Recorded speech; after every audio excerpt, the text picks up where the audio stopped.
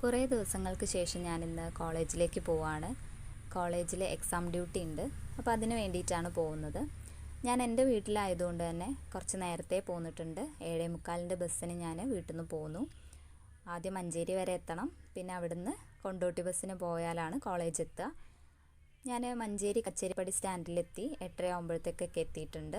എൻ്റെ കൂടെ 2 ടീച്ചേഴ്സും കൂടെ വരാനുണ്ട്. അവരെ വെയിറ്റ് ചെയ്യാണ്.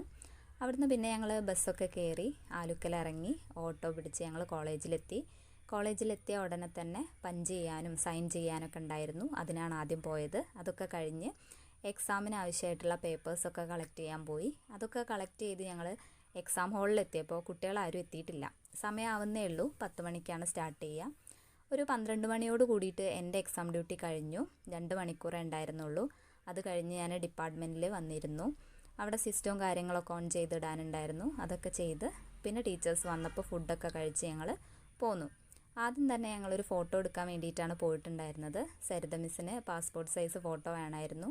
അപ്പോൾ മാക്സ് സ്റ്റുഡിയോയിലൊക്കെ പോയി ഞങ്ങൾ അതൊക്കെ എടുത്തു. പിന്നെ എക്സാമിന് അപ്ലൈ ചെയ്യാനൊക്കെ ഉണ്ടായിരുന്നു. അതൊക്കെ ചെയ്ത് ഞങ്ങൾ വീട്ടിലേക്ക് പോന്നു.